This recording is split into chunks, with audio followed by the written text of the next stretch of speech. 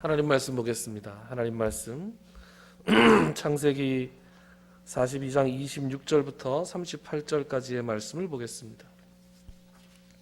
창세기 42장 26절부터 38절을 제가 읽도록 하겠습니다.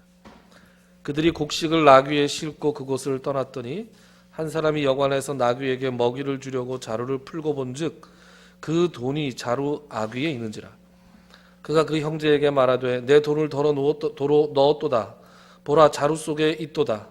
이에 그들이 혼이 나서 떨며 서로 돌아보며 말하되 하나님이 어찌하여 이런 일을 우리에게 행하셨는가 하고 그들이 가나안 땅에 돌아와 그들의 아버지 야곱에게 이르러 그들이 당한 일을 자세히 알리어 아뢰되 그 땅의 주인인 그 사람이 엄하게 우리에게 말씀하고 우리를 그 땅에 대한 정탐꾼으로 여기기로 우리가 그에게 이르되 우리는 확실한 자들이요 정탐꾼이 아니니이다.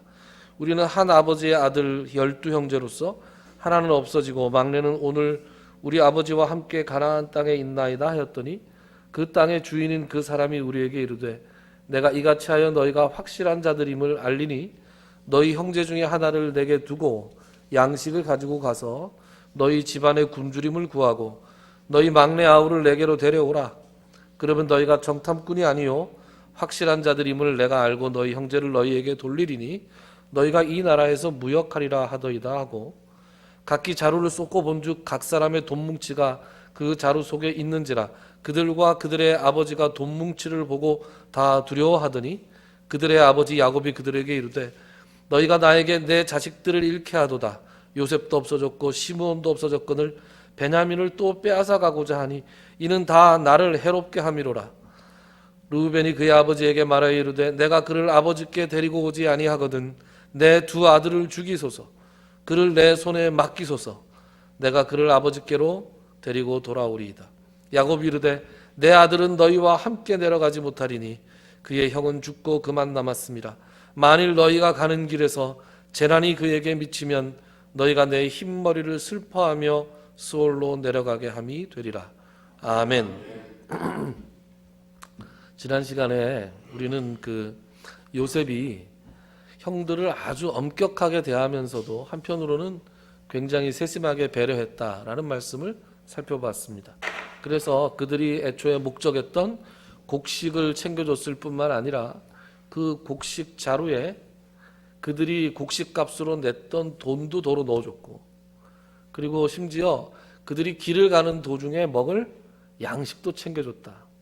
그래서 엄격함과 또 그 형제들에 대한 사랑을 동시에 베푸는 요셉의 모습을 살펴봤습니다. 이 대목에서 우리가 기억해야 될 것은 요셉이 좋은 뜻으로 그들에게 돈을 받지 않고 그들의 돈뭉치를 도로 그들의 그 곡식자루 아귀에다가 넣어놓은 것, 그것이 오히려 형들에게는 또 문제가 되었습니다. 이거 어떻게 문제가 되었는가? 오늘 본문에 그렇게 시작하죠. 같이 한번 읽어볼까요? 26절부터 28절까지를 같이 한번 한 목소리로 잘 박자를 맞춰서 한번 읽어주시죠. 시작. 그들이 곡식을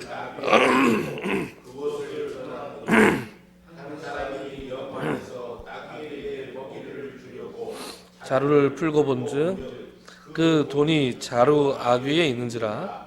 그가 그 형제에게 말하되 내 돈을 도로 넣었도다. 보라, 자루 속에 있도다. 이에 그들이 혼이 나서 떨며 서로 돌아보며 말하되 하나님이 우리 이런 일을 우리에게 행하셨는가 하고. 아멘. 자, 배경은 여관이었어요. 애굽과 가나안은 하루 만에 오갈 수 있는 그런 짧은 거리가 아니었죠. 그래서 며칠 동안 오가는 거리였기 때문에 그들이 반드시 묵을 곳이 필요했습니다. 그래서 들어간 곳이 여관이었어요. 여관이 아마도 사람한테 음식은 팔아도 동물들, 가축들 음식까지는 안 팔았나 보죠. 그래서 가축들에게 끌고 온 나귀에게 먹이를 주기 위해서 형들 중에 한 사람이 자루를 풀었습니다. 자루를 푸고 그 곡식으로 나귀를 주려고 했는데 거기 보니까 어머, 뭐가 있어요? 돈 뭉치가 있는 거예요. 돈이다. 여러분, 돈이 있으면 좋아요, 안 좋아요? 좋죠. 여러분, 잘 숨겨둔다고 숨겨놨던 거 비상금 있잖아요. 그거 어디다 숨겼는지 까먹잖아요. 그리고 몇 년 후에 하다 보니까 뭐가 툭 나왔어요. 10,000원짜리 한 장만 나와도 와, 이거 그죠? 공짜 돈이 생긴 것 같고 얼마나 기분이 좋아요. 공짜 돈이 자료에서 나왔습니다. 근데 가만히 보니까 자기가 그 곡식을 사려고 냈던 그 돈 뭉치가 그대로 돌아왔어요. 아니, 곡식도 사고 돈도 도로 챙겼으니 좋아야 할 것 같은데 지금 형들은 좋아하지 않습니다. 거기에 뭐라고 돼 있어요? 28절에 보니까 혼이 나서 떨며 서로를 돌아봤다, 그렇게 돼 있어요. 돈을 보고 좋아해야 되는데 돈이 있어서 무서운 거예요. 왜 무서웠을까요? 지금 그 사람들이 죽다 살아왔잖아요.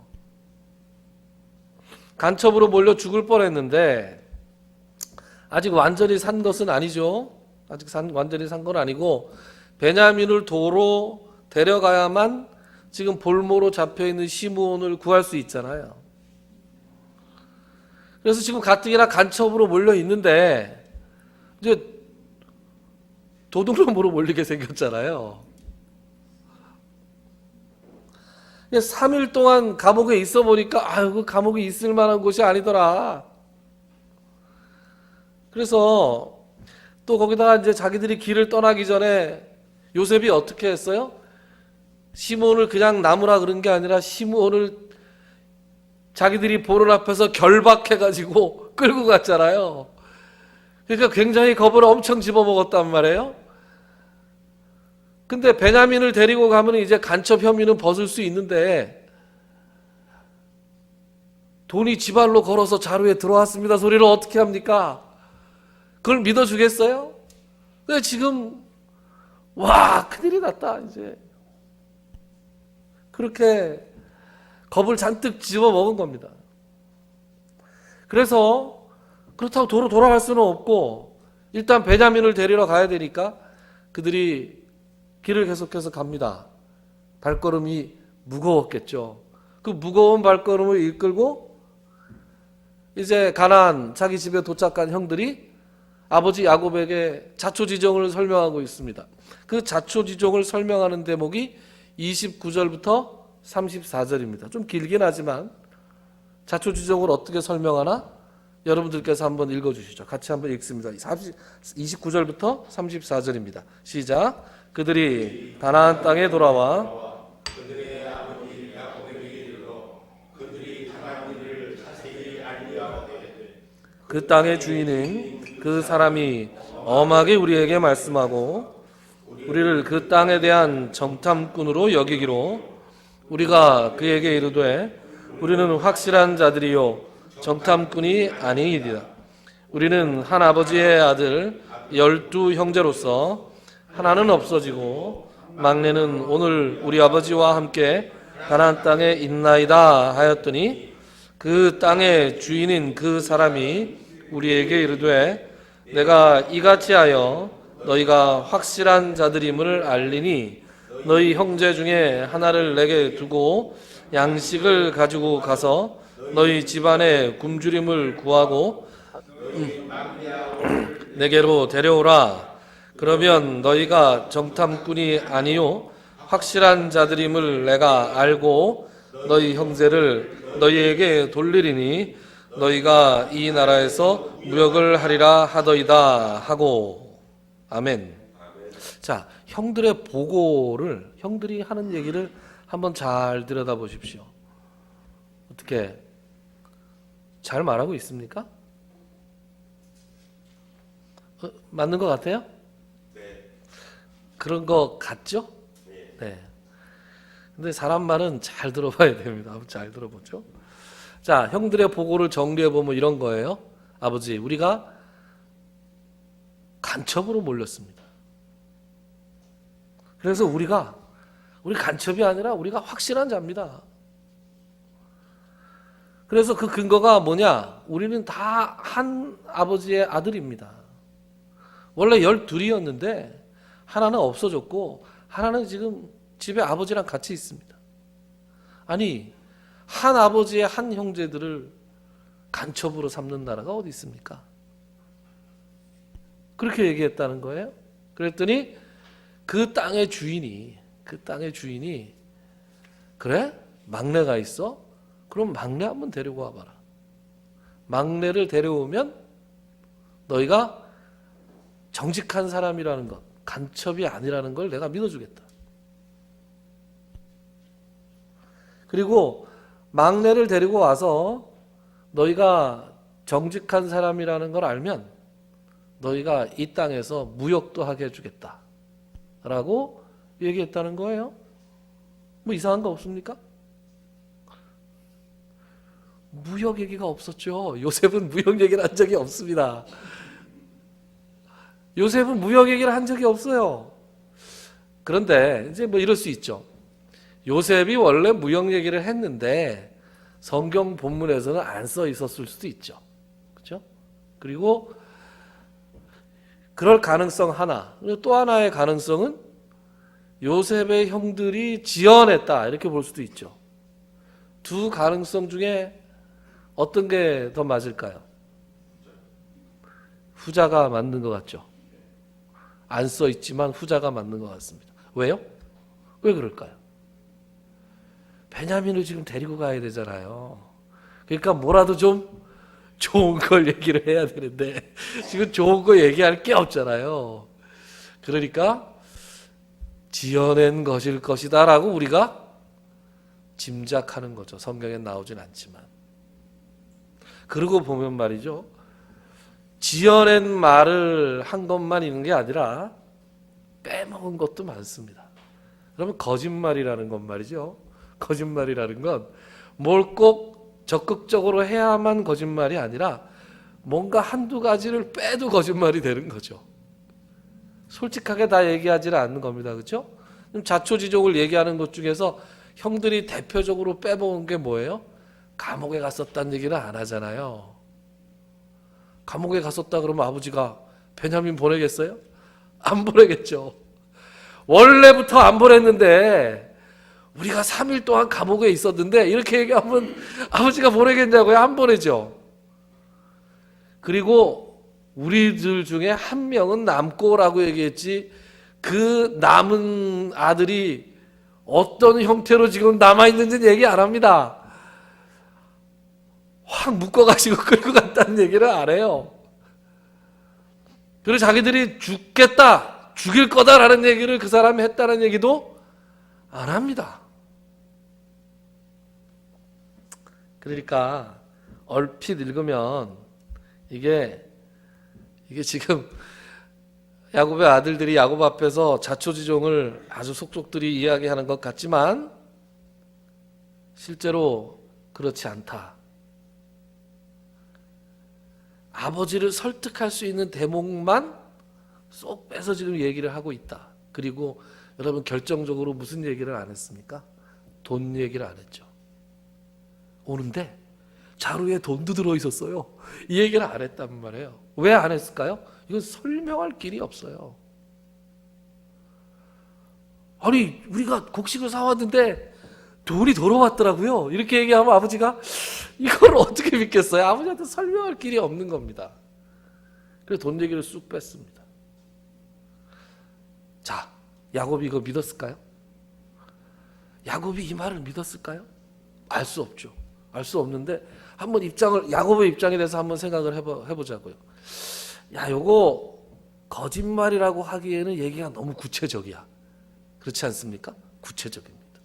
거짓말은 이렇게 구체적으로 하기가 쉽지 않거든요. 그런데 이 사실이라고 믿자니 좀 너무 황당한 거예요. 그래서 지금 믿을까 말까 하고 있어요. 이걸 믿어야 되냐 말아야 되냐 하고 있다가 무슨 일이 벌어졌냐. 35절 같이 한번 읽어보죠. 35절 한 절입니다. 시작. 각기 자루를 쏟고 본즉 각 사람의 돈뭉치가 그 자루 속에 있는지라. 그들과 그들의 아버지가 돈뭉치를 보고 다 두려워하더니 그래서 곡식 사온 걸 보여주려고 확 쏟았는데 돈이 나온 거예요. 이런 걸 요새 젊은 애들이 갑분 싸라 그래요. 갑자기 분위기가 싸해진다 그래서. 분위기가 이제 싸해지는 거죠. 자루 하나에만 돈이 들어있는 줄 알았죠. 오는 동안 다 안 풀어봤단 말이에요. 형들은 돈을 보고 두려워했습니다. 여기 보면 뭐라고 나와요? 35절에 보면 그들과 그들의 아버지가 돈 뭉치를 보고 다 두려워했다. 다 두려워했다. 그런데 그들의 두려움과 그 아버지의 두려움의 내용이 다릅니다. 그들은 아이쿠 이거 미리 말했어야 되는데 그죠? 아버지가 안 믿겠구나. 원래부터 미리 돈 얘기를 해도 아버지가 믿을까 말까 하는데 왜 그런 게 있잖아요. 미리 말하면 믿어주는데 미리 안 말하고 이렇게 나오면 그 다음부터 죄다 변명이잖아요. 무슨 얘기를 해도 안 믿을 거예요. 그래서 덜컥 겁이 났고 그리고 아까 그 얘기 똑같은 얘기죠. 야 이게 한 사람만 도둑으로 몰리는 게 아니라 우리가 다 도둑으로 몰리는 거구나 지금 이거. 그래서 지금 이 사람들은 두려워했습니다. 근데 야곱은 왜 두려워했을까요? 이놈들이 지금 거짓말을 하고 있구나라고 생각하겠죠. 돈이 어디서 났을까?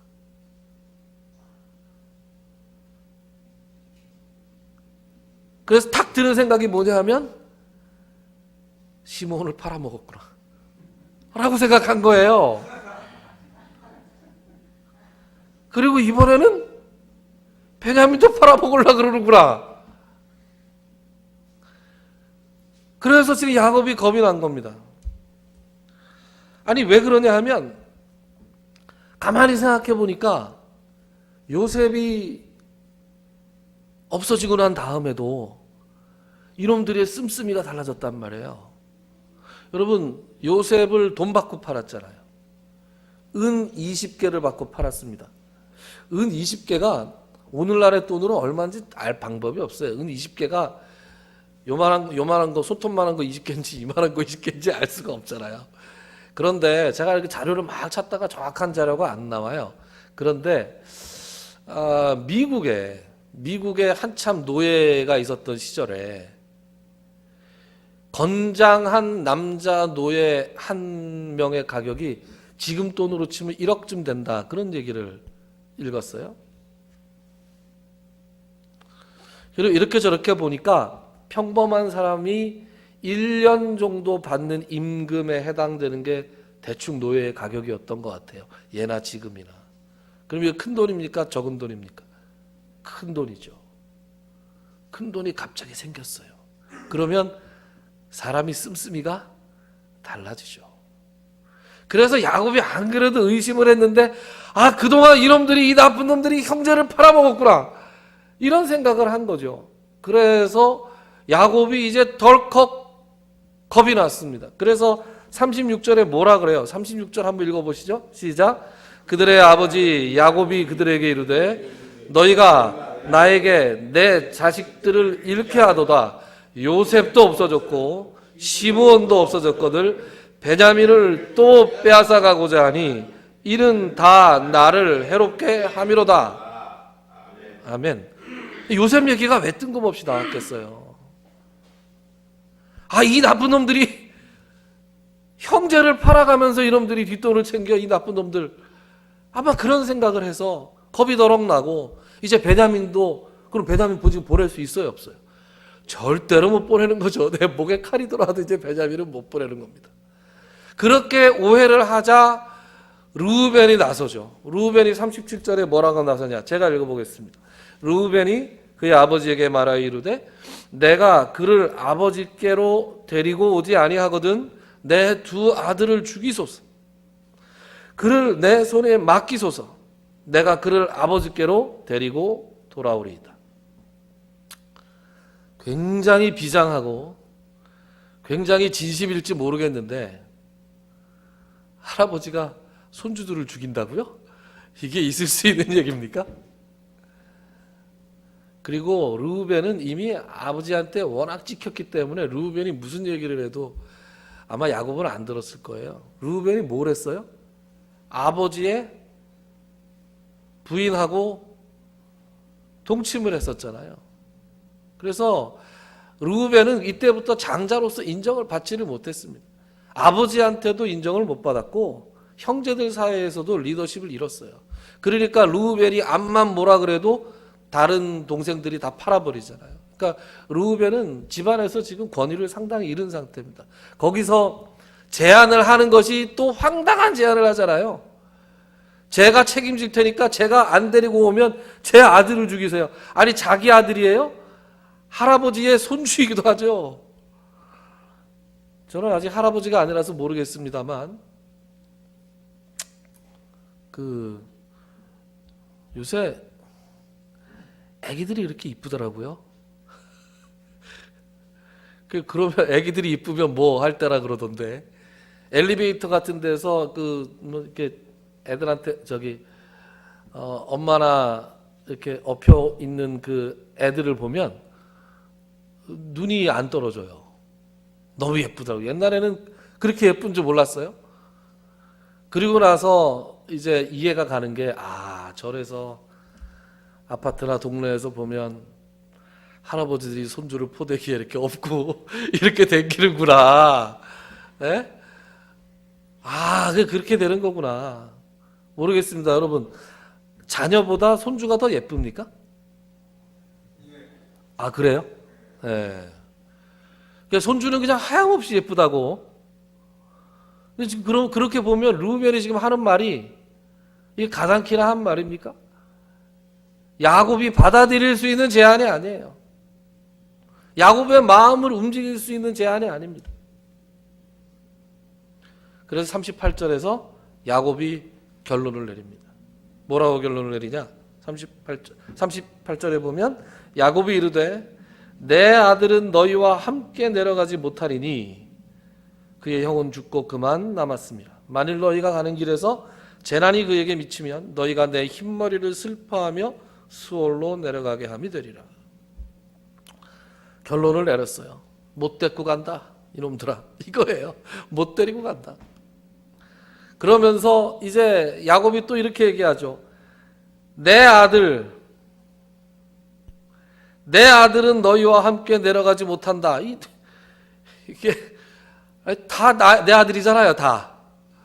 그런데 베냐민만 내 아들이야? 이 사람은 지금. 그의 형들이 죽고 그만 남았다. 또 못을 콱 받는 거죠. 그래서 이제 형들도 이제 더 얘기하지 않습니다. 몰라. 그래가지고 서로 왜 그런 거 있잖아요. 가족들끼리 무슨 중요한 얘기를 하다 보면 옛날 계획까지 다 나와가지고 서로 승질만 내고 결론은 안 되고 그냥 갈라져 버리잖아요. 지금 얘기가 그렇게 됐어요. 못 데리고 간다 이놈들아. 아버지 또 저러시네. 그리고 이제 서로 성질만 내고 헤어졌습니다. 그럼 이제 앞으로 어떻게 되는 거예요? 앞으로 어떻게 되는 겁니까? 43장에 가봐야죠. 다음 주에 계속 할 텐데. 어떻게 될지는 다음 주까지 기다려봐야 합니다.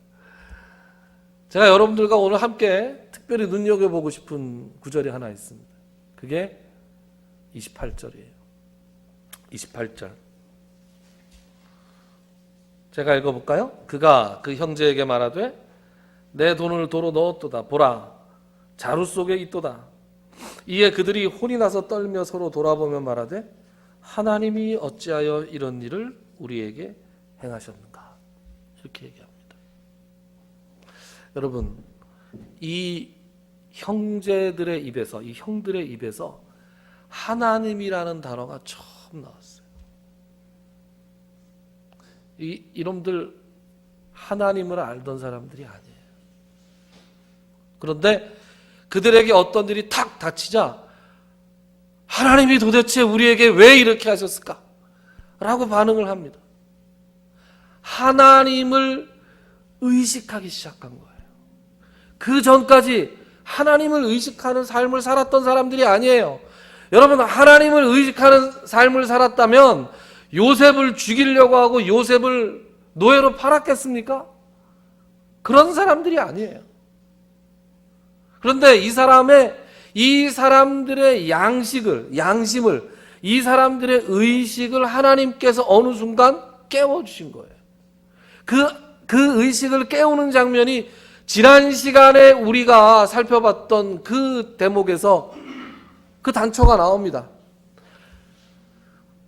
이 괴로움이 왜 우리에게 임하였는고 그러잖아요. 그 사람들이.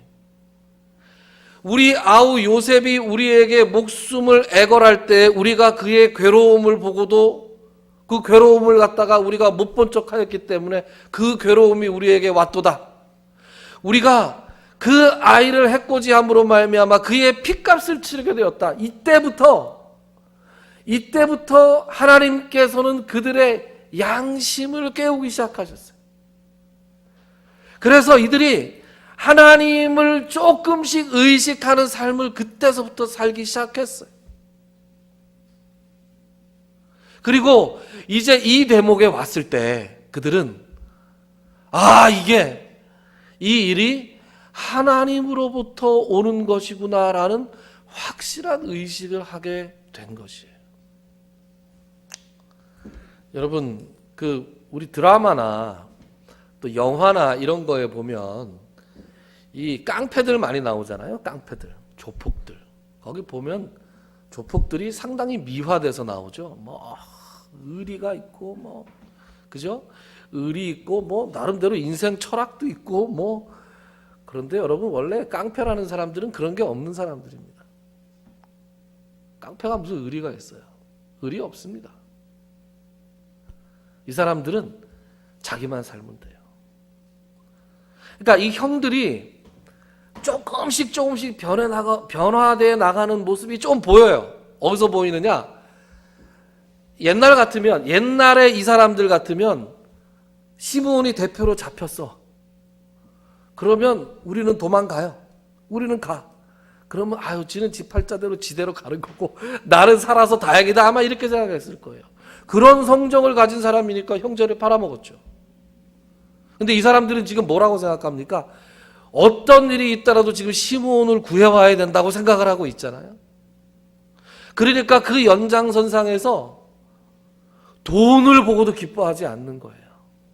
옛날 같으면 눈앞에 돈이 있는데 이 돈부터 챙기고 보죠.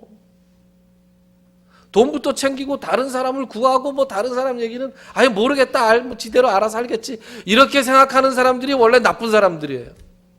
그런데 지금 이 사람들 그렇게 하지 않고 있잖아요. 왜 그럴까요? 이 사람들 마음속에 하나님을 의식하는 신앙 양심이 조금씩 생겼다. 그래서 여러분 신앙이라고 하는 것이 뭐냐? 신앙생활이라고 하는 것이 뭐냐? 매 순간마다 자기에게 일어나는 일들을 하나님과 연관지어서 생각할 수 있다는 거예요. 그전에는 그런 게 없어요. 여러분 믿지 않는 사람들 한번 보세요. 하나님을 의식하지 못하고 살아갑니다. 그러나 예수 믿는 사람들은 어떤 일이 자기에게 생겼을 때 그 일을 어떻게 연관해서 생각해요? 하나님과 연관해서 생각합니다. 요셉을 한번 보세요. 요셉은 자기가 옛날 일들을 다 잊어버렸을 때 내가 잊어버렸다 그러지 않아요. 어떻게 얘기해요? 하나님이 나로 하여금 잊어버리게 하셨다. 그래서 그 아들의 이름을 므낫세, 잊어버리다 이렇게 짓습니다. 그리고 에브라임, 하나님이 나로 하여금 번성하게 하셨다. 내가 잘나고 내가 열심히 해서 이 부를 축적하지 않았다. 하나님께서 나로 하여금 번성하게 하셨다. 신앙인들은 이 모든 일들을 하나님의 관점에서 해석할 수 있는 사람이 신앙인들이에요. 그런 것들이 늘어가면 늘어갈수록 신앙이 더 좋아지는 거예요. 그런데 지금 하나님께서 이들의 신앙 양심을 깨우셔서 이들이 하나님을 의식하는 삶을 조금씩 살아가게 됐는데 그럼에도 불구하고 아버지 앞에서 얘기할 때는 어떻게 얘기합니까? 거짓말을 쓱 섞어서 얘기하죠. 그건 또 어떻게 된 걸까요? 한 방에 안 된다는 거죠. 한 방에. 사람이 한 방에 안 된다는 거예요. 여러분 신앙생활을 시작했을 때 한번 생각해 보십시오. 어느 순간인가 신앙생활을 시작하셨죠. 저도 마찬가지입니다. 저도 어느 생활을 저는 모태신앙인데 그래서 굉장히 그 교회 왔다 갔다 하고 교회 생활하는 데는 익숙해 있었지만 하나님 예수님을 나의 구주로 영접하고 하나님을 인격적으로 믿기 시작한 것은 훨씬 후의 일이에요. 그래서 우리가 보통 그런 과정에서는 하나님 앞에 회개하고 자복하고 하나님 다시는 이렇게 살지 않겠습니다 라고 하나님 앞에 막 울고불고 매달리면서 하잖아요. 그러고 나면 막 속은 시원해지죠. 속 시원해지고 내가 이제 새롭게 살아야 되겠다 하는데 잘 되든가요? 그때는 시원한데 옛날처럼 똑같이 승질 부리고 그죠? 누가 조금 내 자존심 건드리는 얘기하면 쌈딱처럼 붙어서 싸우고 말이죠.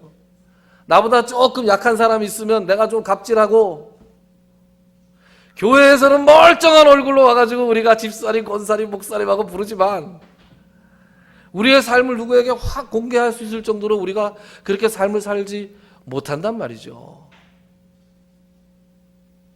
그러나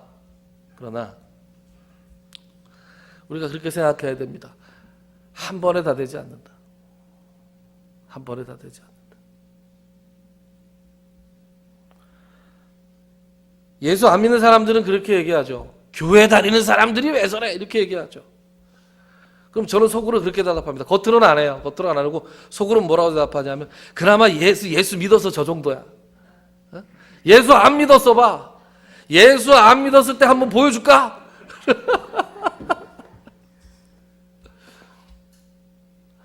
여러분 신앙생활이라는 것은 매 순간마다 하나님을 의식하면서 살아가는 것이 신앙생활이에요. 하나님을 의식해서 하나님과 연관지어서 자기의 행동과 말과 일어난 일들을 판단하고 그래서 때로는 회개하고 때로는 감사하고 그렇게 하나님과 사는 것을 우리가 하나님과 동행한다 그럽니다. 그렇게 하나님과 동행하면서 하나님 앞에 가까이 가는 거예요. 하나님 앞에 점점 가까이 가는 거예요. 한 번에 못 간다고요. 그런데 가는 선상에 있어야 된다고요.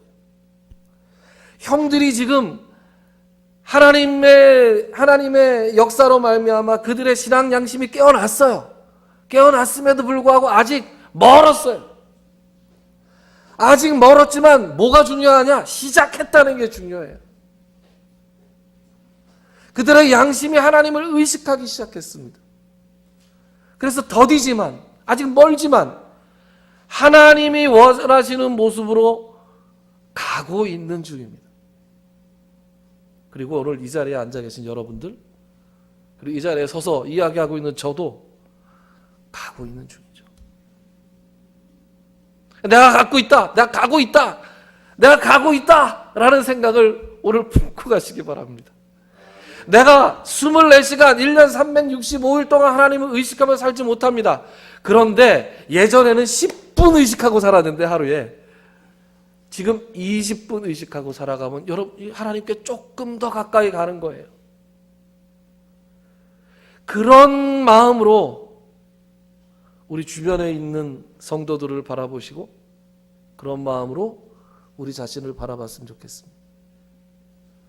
발전하고 있는 과정에 있는 나.